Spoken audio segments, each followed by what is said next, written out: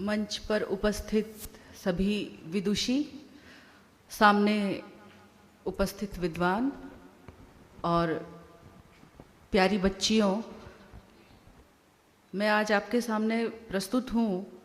ये मेरे लिए बहुत गर्व का विषय है और मैं ऐसा सोचती हूँ कि मैंने जो यहाँ 2-3 दिन में महसूस किया कि मुझे पहली बार केरल आने पर भी ऐसा लगा जैसे मैं यहाँ बरसों से रह रही हूँ। इतना अपनापन मुझे यहाँ मिला, उसके लिए आप सबका बहुत धन्यवाद।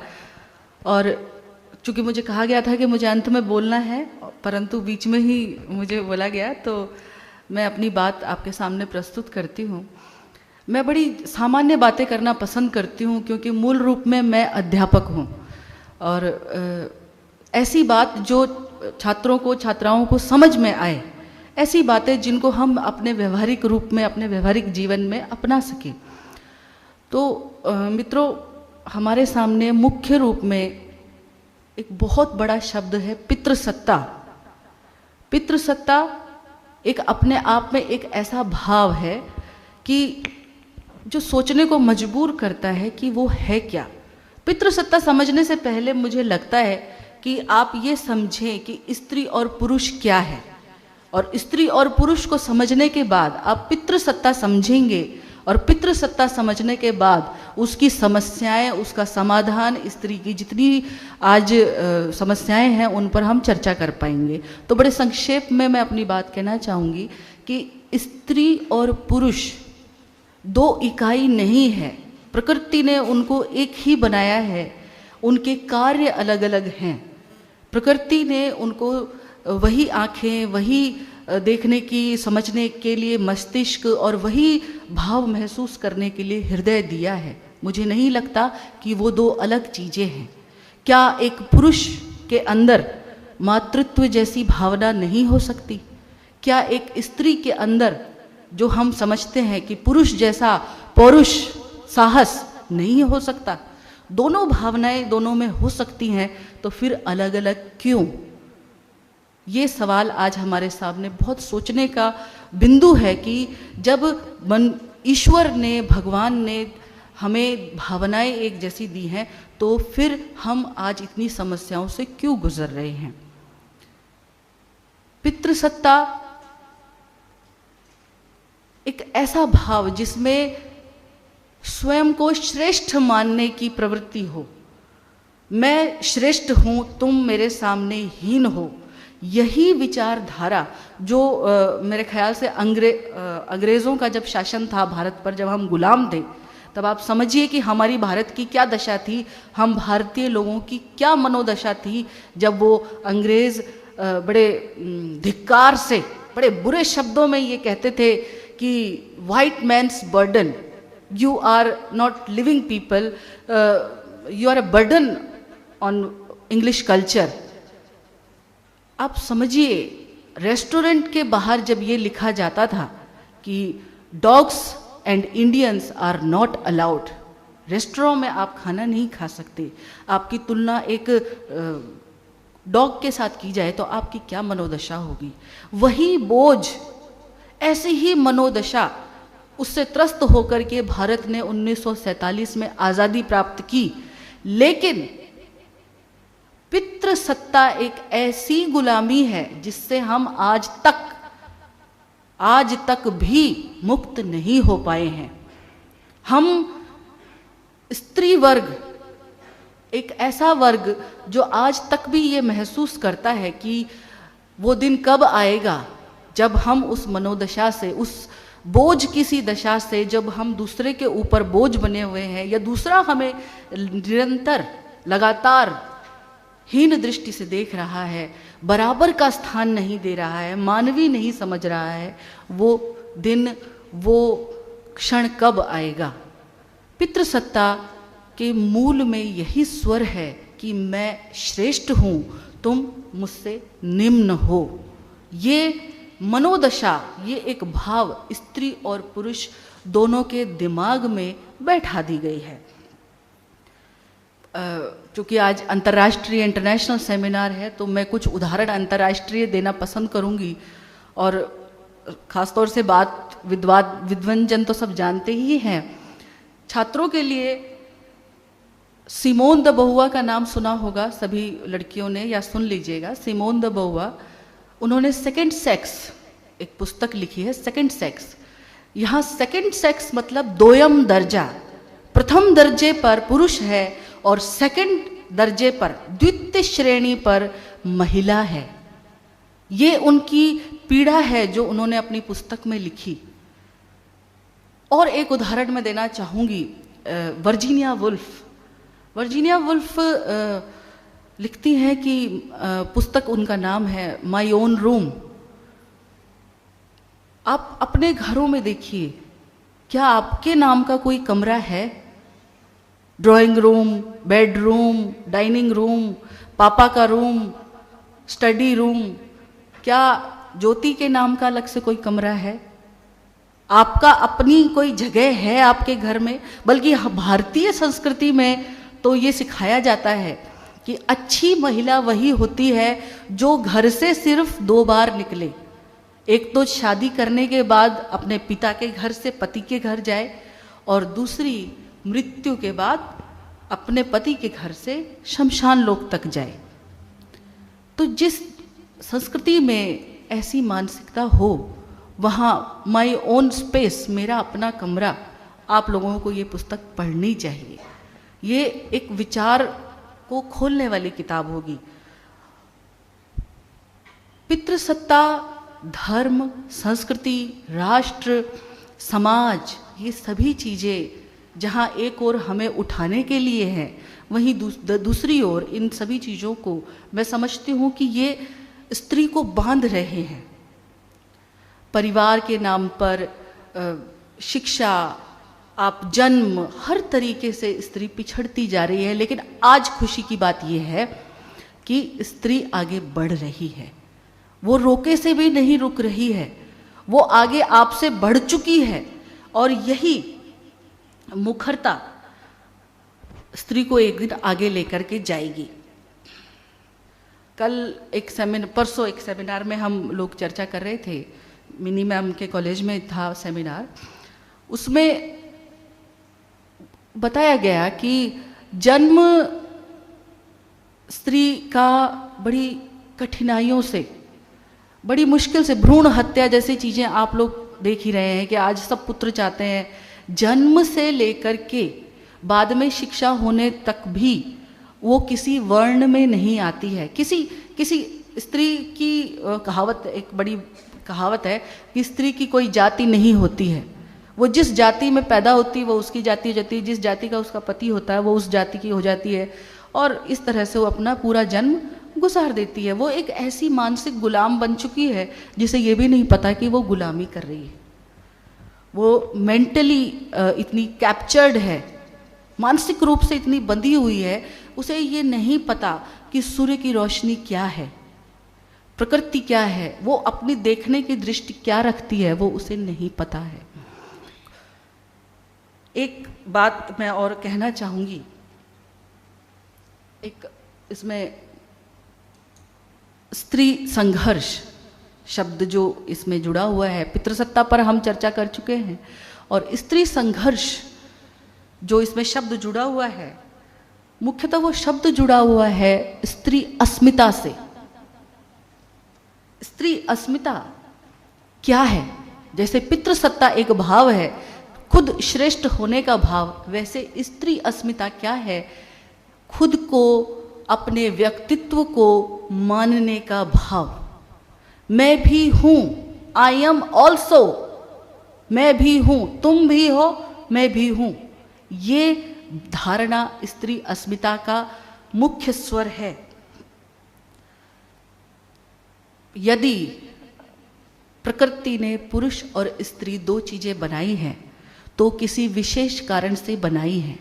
दोनों एक दूसरे के पूरक हैं।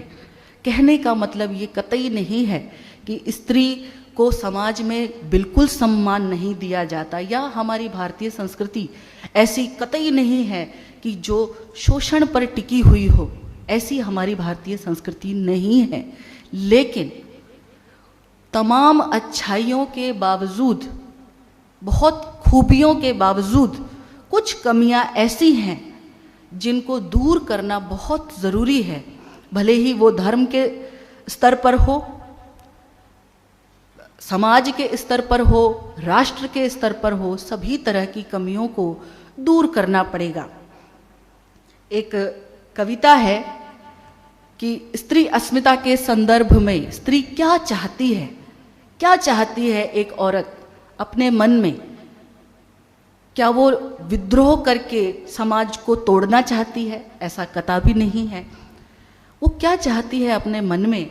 रूसी कवि है येवगनी येतुनस्को, उनकी एक कविता है रूसी कवि की, और मुझे बड़ी अच्छी लगी। बहुत मार्के की बात है उसमें, बहुत पॉइंट अच्छी बात है। उन्होंने कहा, हे भगवान, हे भगवान, कितने झुक गए हैं स्त्री के कंधे। हे भगवान, कितने झुक गए हैं स्त्री के कंधे। मेरी उंगलियां धस जाती हैं शरीर में उसके, मेरी उंगलियां धस जाती हैं शरीर में उसके, भूखे नंगे। मेरी उंगलियां धस जाती हैं उस शरीर में उसके, भूखे नंगे। और आंखें उस अनजान लिंग की, आंखें उस अनजान लिंग की चमक उठी, चमक उठी।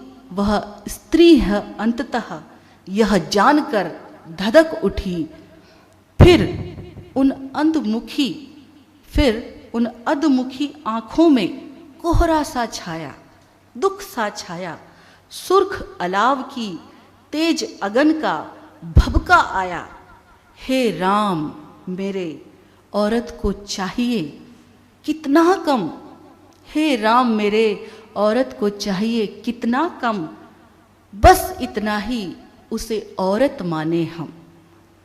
विशेष नहीं चाहिए स्त्री को, उसे कोई तमगे या मेडल्स की ज़रूरत नहीं है, उसे विद्रोह नहीं करना है। उसकी सिर्फ इतनी सी मांग है आपसे कि आप उसे सम्मान दें, उसकी दैनिक दिनचर्या के काम को सम्मान दें, उसे आगे बढ़ाएं, उसके साथ चलें, उसके साथी बने, उसके संरक्षक नहीं, उसके गार्जियन नहीं बने, उसके साथ चले, पार्टनर बने। औरत को सिर्फ इतना चाहिए कि एक मानव के रूप में वो भी है, उसको स्वीकार किया जाए। सिर्फ इतनी, ये मुझे पंक्ति, ये जो कविता थी मुझे बहुत अच्छी लगी, इसलिए मुझे लगा कि मैं आप लोगों के साथ उसको शेयर करूं। और स्त्री संघर्ष के संदर्भ में मैं अंत में आपको एक गज़ल और सुनाऊंगी, वो भी मुझे बहुत अच्छी लगी है। और समाधान क्या हो? पितृसत्ता है समाज में, स्त्री समस्याएं है समाज में, सब कुछ गलत चल रहा है, मान लिया, तो अब हम करें क्या? क्या क्या इसका समाधान होना चाहिए? शिक्षा। मैं बहुत खुश हूं कि मैं ऐसे राज्य में आज अपनी बात कह रही हूं जहां शिक्षा की दर सबसे ज़्यादा है। केरल एजुकेशन के मामले में पूरे भारत में सबसे आगे है। और आज मैं राजस्थान प्रांत से यहाँ आकर के अपनी बात कह रही हूँ। मैं सच में आप सबकी बहुत आभारी हूँ। जन्म से लेकर के मृत्यु तक जिस प्रांत में, राजस्थान में, स्त्री को संघर्ष करना पड़ता हो, जहाँ मीराबाई को भजन करने पर, नृत्य करने पर जहर का प्याला दिया गया हो, पर बाद में वही राजस्थान मीरा को महत्व देते हुए उसे संत घोषित करता हो, ऐसे प्रांत से आकर के मैं यहाँ केरल में आदि गुरु शंकराचार्य की भूमि पर आकर के मैं आपको अपनी बात कह पा रही हूँ, तो ये स्त्री के आगे बढ़ने का ही एक उदाहरण मैं समझती हूँ कि मैं इतनी मुक्त हूँ आज भारत में कि वहाँ से राजस्थान प्रांत से आकर के यहाँ अपनी बात कह पा रही हूँ। तो मित्रों, हम आगे बढ़ रहे हैं, चीज़ें समझ में आ रही हैं, सुलझ रही हैं। जो उलझी हुई चीज़ें थी वो आज बढ़ रही हैं और उसका सबसे बड़ा कारण है शिक्षा। आप पढ़िए, अपने परिवार को पढ़ाइए और अपने समाज को आगे बढ़ाइए। मैंने कल उदाहरण दिया था परसों उदाहरण दिया था ऋषि याज्ञवल्क्य का। उनकी 2 पत्नियां थी, पहली पत्नी कात्यायनी और दूसरी पत्नी मैत्रेयी। कात्यायनी ने संपूर्ण संपत्ति मांगी विरासत में कि मेरे पति को अगर यदि कुछ होता है तो मुझे पति की पूरी संपत्ति चाहिए। मैत्रेयी ने संपत्ति को त्याग दिया और कहा कि मुझे पति का ज्ञान चाहिए। तो वो ज्ञान पाने की अधिकारिणी बनिए। ज्ञान होगा तो सुख संपत्ति उसके पीछे आएगी। पुरुष बुरा नहीं है, सम्मान पाने का अधिकारी बनिए। सम्मान होगा तो सम्मान मिलेगा।